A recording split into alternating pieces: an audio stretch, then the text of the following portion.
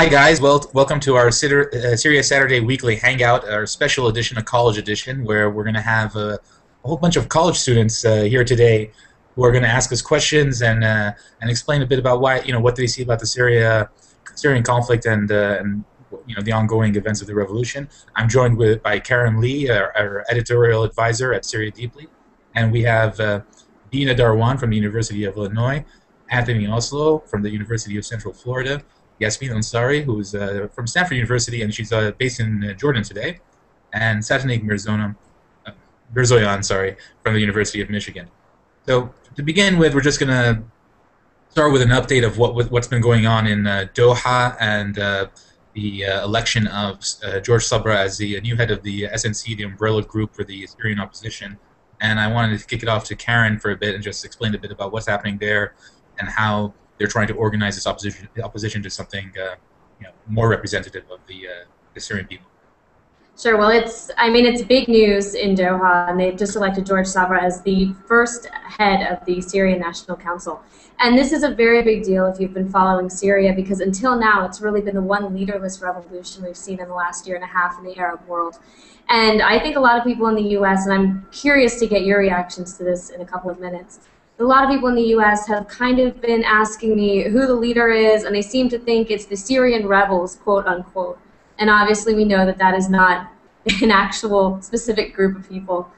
And so I think it's very important that they finally pick somebody to be the face of this revolution, but it remains to be seen what he's actually going to do. And he's, he's a bit, I think, Mo, if you want to disagree with me, he seems a bit bombastic. He's saying, he wants kind of an unlimited supply of weapons coming in and seems to just kind of want them and please leave us alone and let us decide what to do with them. And that's a bit unnerving to me, much as I think it should be able to do its own thing. So I'm curious to get Mo's take on that, because I know we have slightly conflicting views on Sabra and how good we think he is for the revolution. Sabra is representing the demands of the street, the Syrian street, and the people on the street have demanded from well over a year ago that they want a no-fly zone, that they want to arm the Free Syrian Army, and they view this as a struggle, a battle, a war against a regime, an intractable force that is not going to negotiate or talk its way out of power or relinquish any control that they have. So if you don't do it with arms, diplomacy hasn't worked. The Kofi Annan deal has fallen apart, and Akhtar Ibrahimi tried to do a truce. That didn't work. Nothing sticks. The Arab League did the same. We had observers, people coming in and out. Nothing is working. The only thing that is actually giving gains to the people on the ground is the fight. The rebels are taking territory and liberating the areas on their own. So that's why George Sabra believes in the armed struggle. And actually, when he, on the anniversary of the revolution on March 15th, 2012, he said the first year of the struggle was peaceful revolution and finding a new voice for the Syrian people. And he said the second year and onward will be the war of liberation, as he said at the time. I mean, what makes me nervous, and I don't know if you agree with me, but where he seems to have this almost angry thing about, stay back, stay off, let us do what we want with these weapons. I mean, you've got that number of weapons going into such a volatile situation. I think it's going to make a lot of people nervous, especially in the U.S. At the same time, we cannot keep intervening everywhere. We really, really can't. So curious to get your take and curious to get the panel's take as well. Yeah, I wanted to. So let's switch over to Anthony also, and just we had sort of a reading list that we sent out last night, which was short notice, but still, I wanted to see what you think about this, and also a bit of background on you and why you're interested in this.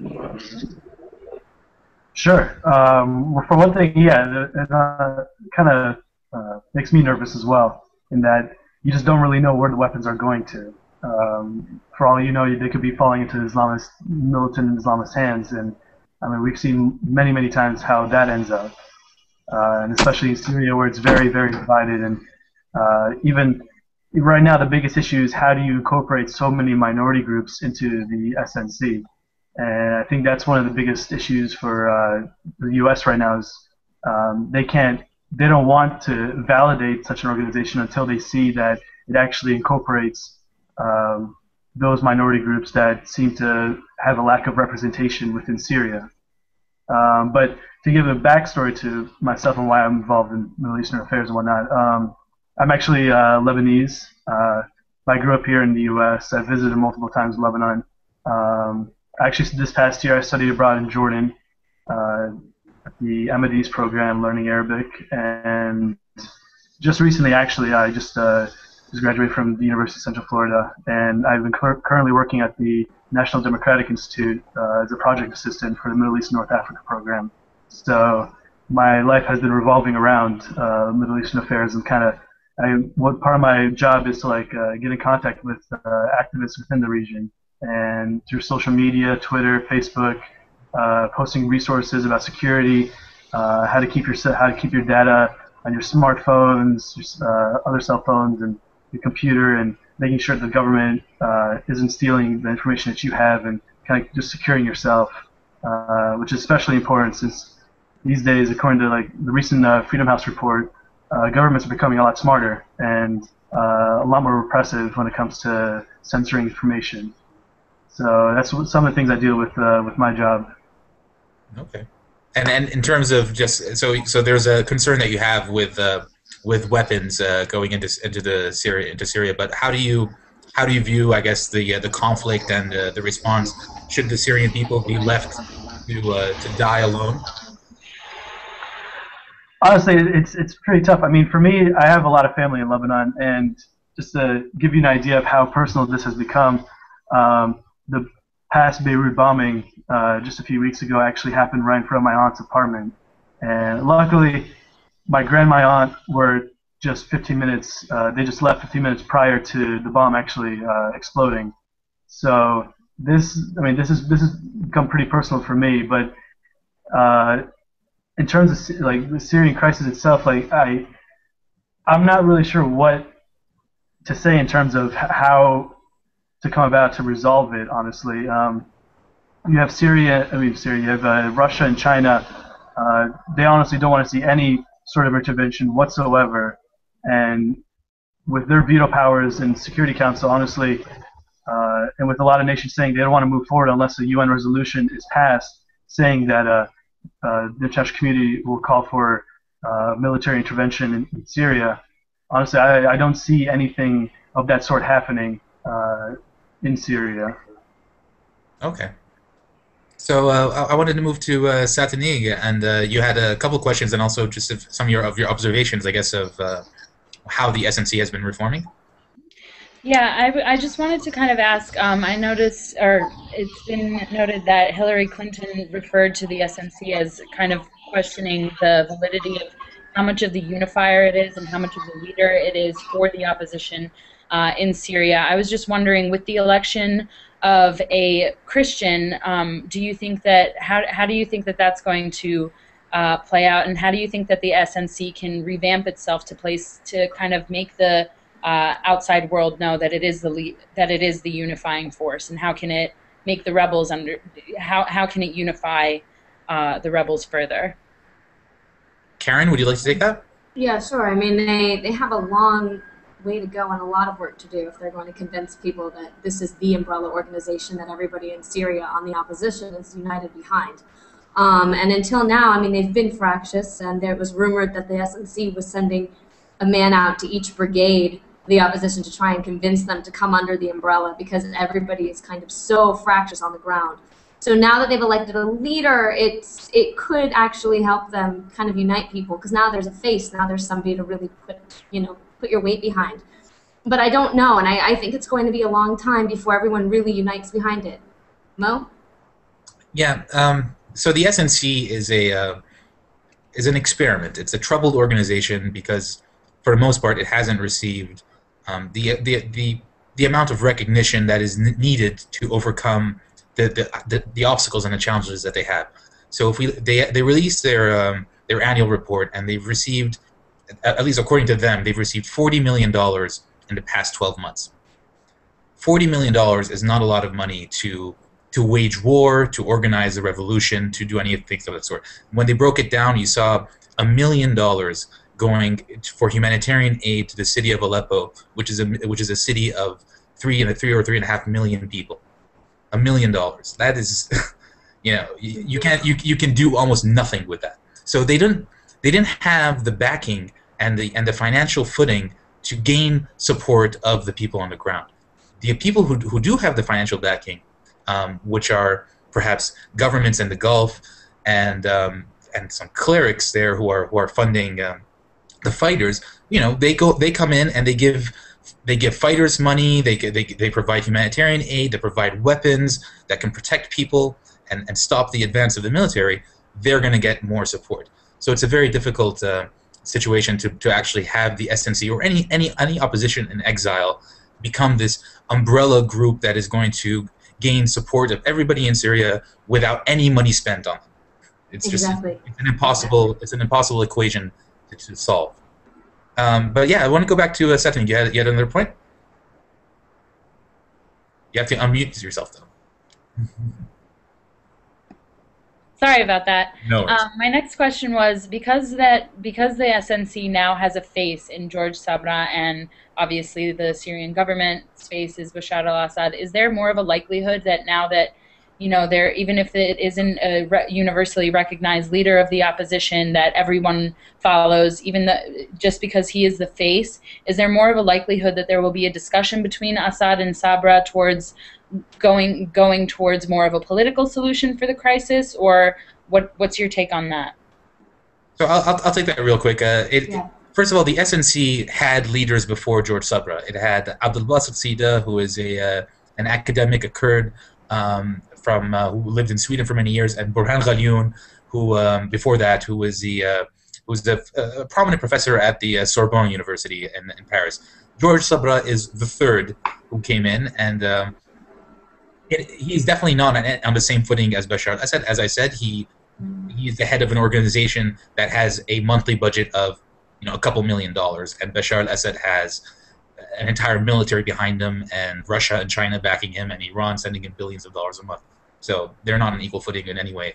But there's another initiative that is being discussed in Doha, and it's called, derisively called the Safe Ford, after Ambassador Ford, who helped formulate it, or at least reportedly helped formulate it. And I wonder if Karen could explain a bit about the Riyadh Safe initiative. I'm going to let you handle this one because I'm going to murk it up a little bit. Okay. So Riyadh Saif is a parliamentarian, a businessman who was based in Damascus, and he became a member of parliament, and he criticized the award of the telecom licenses to Bashar al-Assad's cousin. And in emerging markets, when telecommunications come in, they become the cash cows of the economy, and in all markets as well. But in emerging markets, it takes over multiple percentages of GDP. So this was awarded to the cousin. Riyadh Saif said, "We have some problems with this. Let's take a look at it." And he was put in prison. He also was part of something called the Damascus Declaration, which tried to bring pro-democracy reforms and sort of a manifesto for moving forward in Syria. A hated figure by the regime. When the revolution started, Riyadh Saif joined the protests, and he actually joined the SNC when it was first established. So in October, I think October 7th or so, but I'm not.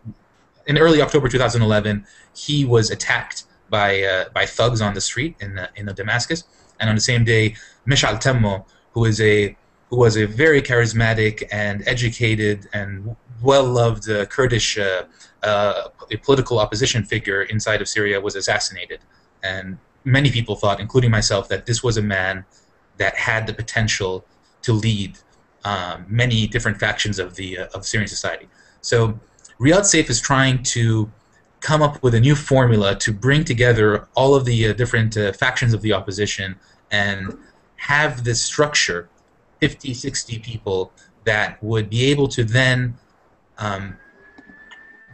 be able to negotiate with the regime, or at least be an address for the West and for people that support the Syrian opposition to funnel cash and humanitarian aid and military equipment if possible. That is the idea. They're discussing it in Doha. It's not clear where it's going to go yet, but that is an idea that is on the table. I wanted to move to Dina Darwan from University of Illinois, and sorry it took us for a while to get to you, but First of all, explain a bit about your involvement in this and your interest in it, and any questions that you have for Karen and I. Well, I was born and raised in the U.S., but then I moved to Syria when I was 14, and I lived there for about 2 years and 3 years in Lebanon. So basically, when I think of home, I think of Syria. So my home is there, so it's really important to me that everything So I was just wondering about the Bashar interview, and I was wondering your thoughts on that and how the questions were asked about to Bashar. What exactly do you mean? Well, I felt like that the interviewer wasn't asking Softballing him a little bit? Yeah, it was sort of like an apologetic interview. It wasn't like she'd be like, oh, the terrorists, and it was just I don't know. I think I get what you mean. I don't know if she could have asked him anything a bit harder or anything a bit more attacking without him, maybe either leaving the interview or giving her anything other than the lines he gave her. Do you think that the interview gave the Syrians anything new? Any new information? Mo, I didn't think so. I don't know if you thought so. Mo is coming from a deeply more Syrian place than I am. But I thought in general he kind of spouted his lines and he alienated people who don't like him even more, and anyone who was on his side wasn't going to be swayed. I thought it was a bit of a status quo interview. Mo? Yeah, I agree in many ways, and this is it's on Russian television, so it's not Yeah. in a certain way. She kept asking him, how are you going to crush the terrorists and crush the, and she kept using the word crush as if that is a way of providing reconciliation and building peace. But that's what it was. But I guess Anthony, it'd be interesting to hear your view on that. Sure. Honestly, for that interview, I thought it was just basically giving Assad another platform to say that he is in no way stepping down. And it's coming from, a Russian interviewer, and Russia being a longtime ally of Syria.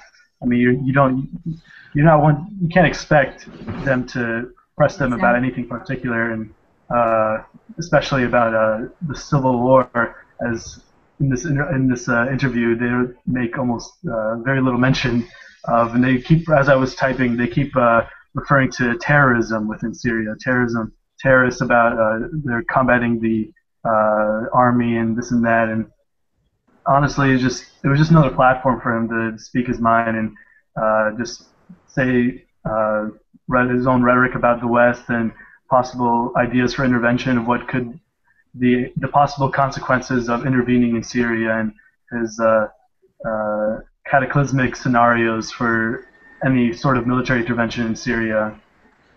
For any of you in the U.S. who aren't affiliated or acquainted with Russian television, it is a Kremlin mouthpiece. It's highly censored. So the minute you heard that Assad was going to do an interview with them, there was no way it was going to be anything other than a softball, and in no way anything other than another place for him to go on and on about how it's not really a war. And then, an interesting aside is he still doesn't really seem to grasp that the refugees have the ear, or that the opposition has the ear of the global media. And I think that underestimation in the end could be a major cause of his downfall if he does fall. I wanted to switch over to Yasmin, and I know you have a question for me, but before you ask it, I would like to hear a bit about your work in Jordan and what you're doing in the Zaatari camps. And you have to unmute yourself. Sorry about that. Okay. My name is Yasmin. I'm a student at Stanford, but right now I live in Jordan, and I'm studying abroad here, and it seems like I have a similar story to everyone. I'm Iranian American, so it seems we all have a background driving our main interest.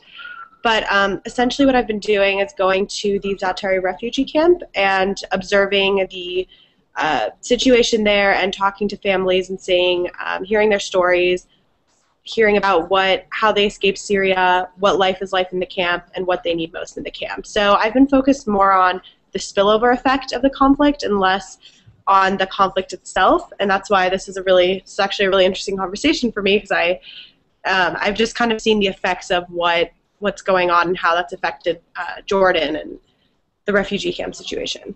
So. Okay. And you had a couple questions that you can just. Yes. Okay. So it's kind of long, but basically what I feel like is happening, and from talking to people, it seems that we're kind of in a lose-lose situation here. And I was just kind of wondering what you think is the best strategy. You know, if Assad steps down now, depending on who's going to come into power, it could potentially have drastic consequences if radical Islamists come into power. But on the other hand, if he stays in power, then we have the pressure to intervene, and eventually what if the United States or some other country does intervene, the consequences that come from that. I just basically want to hear your thoughts on whether one bad situation is better than the other. Well, the situation we're in right now is the worst situation. Right now, what we're seeing is the disintegration of the Syrian state. The northern border with Turkey, almost all of the border crossings, there's just one border crossing that is left. It's near Keseb, a very small border crossing, is still in the hands of the government. Almost all of the towns, 50, 60 kilometers in, have no government services, no government presence, very little. They're in there. Some of them have bases or military camps or airfields. But other than that, they're not there. But they still have air superiority. So the rebels control the ground, and then they're bombed from the sky. This has been going on for many months now, and even before that, we've seen tens of thousands of people die. The death toll is accelerating. So what we're seeing is, the slow death of the Syrian people. We have 11,000 people that became refugees yesterday. It's projected that 700,000 refugees will pour into Turkey, Iraq, Jordan, and Lebanon before the end of the year, or maybe in the early 2013, which will put a strain on all the other countries. You have volleys of mortar fire and tank fire going from Turkey to Syria. You have bombings in Lebanon that are coming back. You have fighting on the border with Jordan, and you have the big strain of refugees that Yasmin has seen there. So in terms of it becoming a regional conflict, it's on its way. There's big fears of what's going to happen in Iraq, because the Maliki government there has taken a stand that is very close to Iran, but Maliki has only recently consolidated power, and it's not real power that he has. So there's worries that the Sunni community might lash back because of what's happening inside of Syria. So we have the sectarian conflict that is going to spill over into the region. So for the international community, until now, watching it, giving maybe a couple $100 million for humanitarian aid and other things like that. What are they going to look at? They're going to look at a regional conflagration and doing nothing at it. So they have to do something. One option is a military intervention, and that seems to be off the table. The other option is organizing the rebel forces and allowing them to topple Assad internally. That is another question that they have to be going with.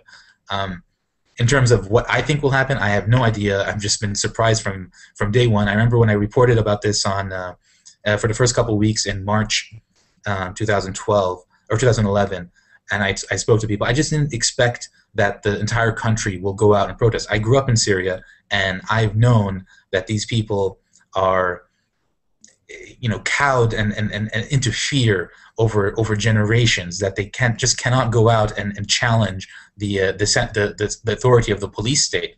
Yet they did, and they came out, and they were coming out every day, and the protest continues. So I hope that answers a bit of your question. I know there are many other facets, and I just want to go to Satini to get some more questions that she has coming up. And unmute. Sorry, we can't hear you, Satini. I'm sorry. Mm-hmm. So tying it back to U.S. involvement and international involvement, with the general hopelessness that seems to be permeating around the crisis, and people are more and more uncertain of what's going on, who's the leader, who should we arm, who should we back, who should we support, what is the likelihood that, I know we did in the readings it kind of went back and forth in the articles of whether or not President Obama would be likely to pursue more aggressive, perhaps, policies in Syria, or how bad does the conflict need to get in order for the the U.S. to kind of take up the beacon of hope identity that it still wants to hold on to, even though the U.S. influence has declined considerably. Okay, well, for Obama, he I think he established a pretty clear red line. The Assad regime can kill as many people, as many Syrians as they want, as long as he doesn't use chemical weapons. But, and I'm sorry to be a little bit flip about that, but that's, that is the feeling from the Syrian people. Actually, let's give a bit of a context here about what's happening and give you an idea of what we see on the ground. And I'm going to show a few slides that demonstrate the destruction that we're seeing just from a traditional military apparatus. And if you guys give me a second, we'll do it like this. I'm the director and producer of everything here. Okay, so here is our little slideshow. This is a town of Hola, which is actually a cluster of hamlets outside of Homs, where there was a massacre of children there in May. This is taken from a couple days ago. A bomb comes in. It's a Russian bomb, and you see the people running away. This is the bomb that didn't explode. This type of munition is used to bring down dams and heavy concrete areas, and it's being dropped on regular civilians. This is their main square in Hola, taken last month, and this is just sort of what their tower looks like today. So when we're looking at what's happening in Syria and trying to explain to the world just the extent of the devastation in the country, it is traditional military apparatus being used to kill civilians, and we're looking at a state terror. And how does the international community respond? Does it just watch, or does it act? We don't know how they're going to act yet. There's no clear address for the rebels at this point, but there is a responsibility to protect, the poor people of Hola who are sitting there and just have no way to defend themselves against these, weapons of destruction that are coming to them. I want to go to Anthony, and it's an interesting point that you were mentioning, at least on our side chat, and it's about the sectarian tensions inside of Syria, and you guys have had lots of problems in Lebanon over the years because of these sectarian tensions, and I'm assuming that Syria will have the same at some point. So maybe you can run down a bit about your concerns. Yeah, sure. For me, going off of a country that's not exactly on the same level of Lebanon, though it does have quite a few minority groups scattered across different areas of Syria. I was just on the side chat. I was talking about the Kurds, and just recently, I think some of the rebel forces were intruding on Kurdish territory in the north, and there's been disagreements between the Kurdish, I guess like at this point semi-autonomous area and the rebel groups, and that could escalate into something even more, if not kind of taken. Kind of controlled at this point. And in terms of Lebanon, honestly, I'm Maronite myself, but I don't follow any groups. I think every group is at fault for their actions throughout history and everything.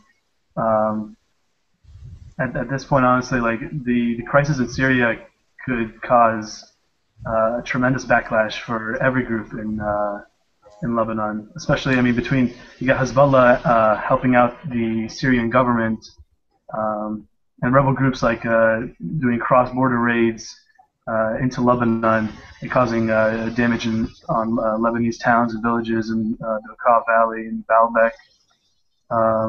That could escalate into something even more, and that's one of the key points I was trying to make is that what I want to try to get your guys' opinions on whether how would the Syrian crisis right now its effects on Lebanon and Turkey, for instance, and whether that would bring more violence to the region itself and bring more actors into the crisis, such as Jordan and even Israel, for that matter, in the Golan Heights, because Golan Heights is especially an important land territory for the Israelis.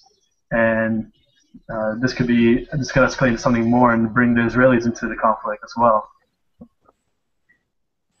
Absolutely. One thing I'd just like to mention in terms of Lebanon, that there's definitely rebel activity there and the funneling of some weapons, especially in the regions that are close to Homs, from the borders there in the northern part of Akkar. But you also had a situation where a former minister, Michel Smaha, in Lebanon, allegedly, not allegedly, but this is he confessed to it according to judicial sources. He smuggled bombs to detonate from Damascus to Lebanon in order to kill Muslim and Christian leaders in the north, to create a sectarian discord there and transfer the Syrian crisis to Lebanon. And this was ordered by Ali Mamlouk, who is the head of Syrian intelligence. So the Assad regime has had a very ignoble history in Lebanon, where they've killed many opposition members in Lebanon from all confessions, and that's a sort of instability that Lebanon has had to deal with for decades. So it's not clear that a new regime or a new government inside of Syria will necessarily be better or worse. It's all bad options as we see in the Middle East. I'm gonna go back to Satanik and have do you have any other notes or questions from what's come up? I'm sorry? Do you have any notes or questions about what we've talked about so far? Maybe move it towards something else. Just kind of taking it all in for right now. If anyone else wants to jump in, that's fine. Okay. Kat? Sure. My interest in it is also, how do we make this an issue that's relevant so that people can understand it and be engaged in it on a student level, and sort of because as we all know, there's a lot of nuances to the conflict, but how do we make it something so that it's engaging and people can understand? I think that's a lot of what we want to do with Syria Deeply, and I just wanted to get everyone's thoughts about how we can make this a relevant issue to people on the ground who don't know a lot about it. That's a good one. Let's start with Dina. Do you have you don't want to talk, or? Well, we can't hear you. Anthony, in terms of the news, you mentioned that you've read a lot of stories that go back and forth, and I was just wondering, what would you want to see in terms of getting information about the conflict? You mean like in terms of like the media itself, like social media, yeah. Or just in general? Like, how are you getting news? And right now, I mean, honestly, I've through my job, I mean, I'm on Twitter 24/7, and I am looking at various YouTube videos uploaded, various activists uploading their own information, whether it's in Bahrain or Syria or wherever. I'm just kind of getting. I also go on Al Jazeera, BBC, mainly foreignpolicy.com, kind of get different opinions, and I kind of put it together and see, okay, here's what people are saying on the ground. Whether it's true or not, I can't validate it because I'm somewhere else. So I'm going to see what other people say about it and kind of put the pieces together and just go from there, basically. And usually it turns out to be quite true. I like to take into account, I mean, the activists on the ground, I'd like to say that most of the information is pretty accurate because, I mean, they're there. They're seeing firsthand what's happening. And I would like to believe that they're not simply making things up in order to escalate the issue more, or bring it to someone's attention, just to hyperbolize the situation. Yeah, but that definitely happens. It's very difficult. It does. It's true. Yeah. I think so. I mean, I think it would be good to give a little bit of background about like what, for example, Yasmin is doing, or we had Jordan Hattar last week on our Google Hangout. Just a way to sort of humanize this conflict, because I think there's also a Syrian voice out there that's not necessarily pro-opposition or pro-regime, that's caught in between this conflict. For example, even if you look at the refugee camps. And I understand all of these different factors and how it's complicated, but how do we make this a tangible thing for students to get involved in and be a credible source of information to them. I know Yasmin did some great things, so I'd like to hear a little bit from her. How did you get to where you are? How can we get other students doing the same thing? Sure. So you talked about Jordan. We're actually working together with going to the camp and talking to the refugees. So what we really want to do, we're currently in the process of potentially developing a campaign in which we could raise money for the refugees in the camp, specifically at Zaatari.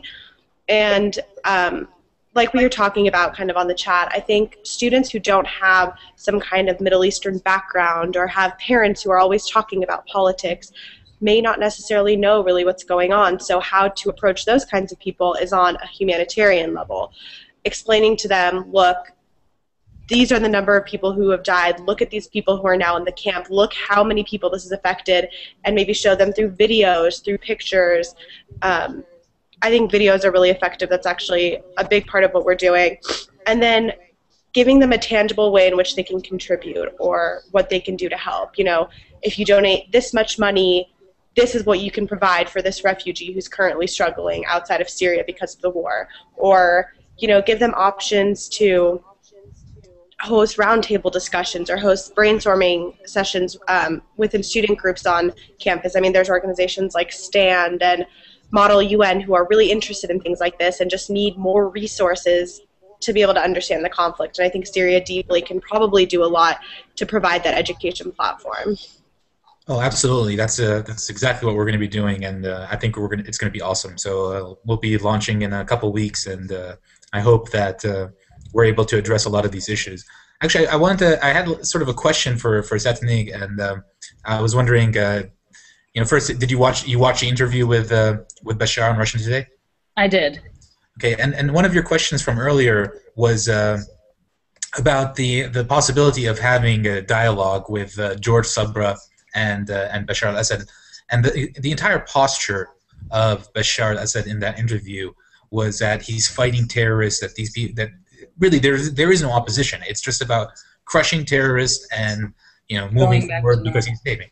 So how do you have dialogue with somebody who approaches it from such an extreme position? I think that this might be terrible to say, but I think that the only way to engage in dialogue with Bashar al-Assad is I don't foresee it happening without international pressure on him. As I said in the Google Hangout a couple of weeks ago, I think that Russia and China need to be much more. They need to be swayed more in the direction of this. You know, it can't go on militarily, and that pressure needs to be put on the Syrian government to pursue a dialogue. And once that happens, I think that Assad will be much, much more likely to engage in a conversation. Even if he is so adamant about it being terrorist, maybe he'll be more engaged, maybe he'll be more willing to engage with the terrorists than he was before if he doesn't have backing. Yeah, so it comes down to switching the stance or moving Russia and China closer towards the solution in Syria. Dina, you had a point on that. Be interesting to hear. About Assad not participating in any dialogue. Yeah. Yeah, I can't see him like.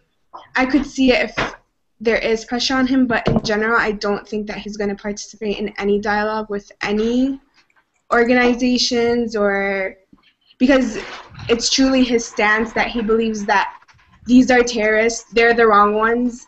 There is no like dialogue. When he talks about how he would continue dialogue with people that are for the interest of the nation, I feel like that's just talk he says just to say. It's not actual facts. Like, he's not gonna talk to the people that are against him. Like, he wants to stay in power. There is no other option. Yeah, and that's really the position of much of the Syrian opposition. What you hear is there is the only negotiation that they will have is on how Assad will leave office, and that's the position. And also, go ahead. Can I? Sorry. Also, I know like a lot of people from the Syrian opposition, they do not want any. They're just done with it. They don't want to go into any dialogue. They don't want to communicate. They just want him out, and that's just their goal. So I don't even think the opposition even wants to. At least some of the people that I know. No, most of the people, and they changed their position actually, because I was saying it was negotiating of how we would exit, but now they're adamant about justice. They're adamant that Bashar al-Assad will have to face a court of some sort for the crimes that he has committed, and it's obviously the political solutions might not work on that, and we saw Cameron from the UK this week allude to an offer for exile, or at least a safe exit for Assad, but it's not really clear where that's going to go. Any other questions that you guys have? You can jump in or no? Well, while you're thinking about a question, I think I'm gonna share a photo that I think is quite interesting, and let's see if I actually got it there or not. Maybe not. Hold on a second. Here it is. This here is something that we've been seeing in social media, and it is the best dressed rebel in Aleppo. You can see him wearing a suit and a pinstripe shirt and AK-47. It just gives an idea that sure there are many different factions fighting against the Assad regime, and some of them want to do it with a little bit more style. So I thought that'd be just fun to do at the end. Yeah, any other questions that you guys have? Can I ask something? Sure.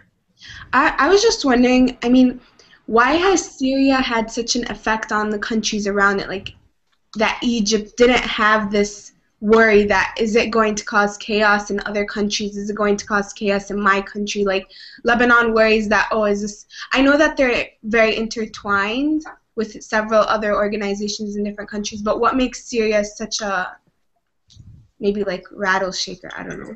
That's a good question, and I think we're gonna close on that. It's definitely something that we've broached with Anthony and his discussions.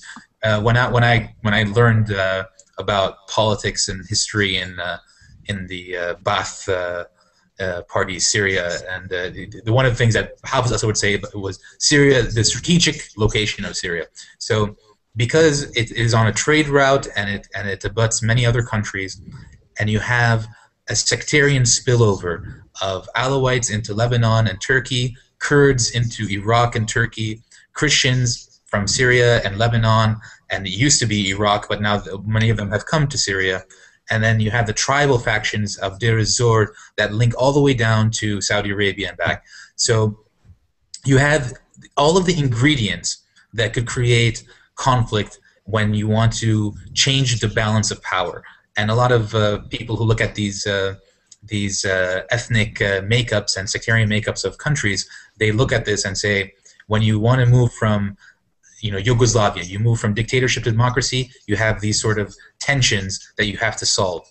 On the other hand, you have Israel, which is a destabilizing force in the region, and they want to have weak regimes around it. So you see Syria as a strong one, and working with Iran, coming in through the Shia crescent.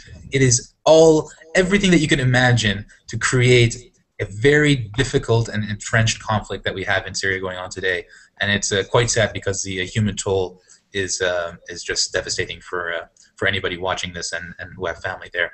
I just wanted to perhaps end on that. It's a sad note, but we want to go back and thank Anthony also from the University of Central Florida, and Dina Darwan from University of Illinois, Katerina, my colleague.